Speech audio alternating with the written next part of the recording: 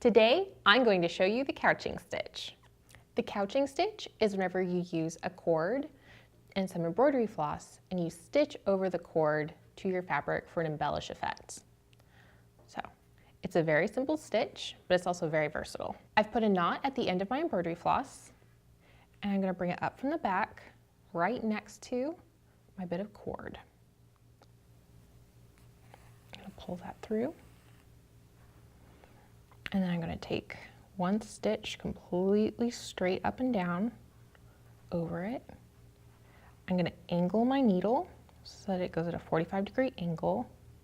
Come right back out again next to the cord.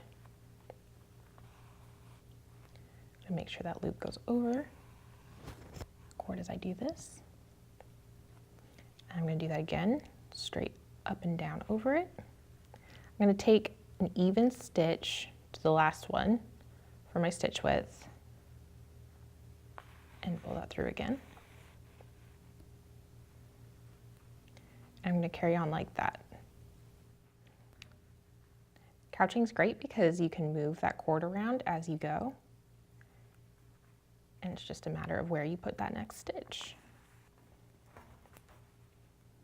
I can really get a curve going there.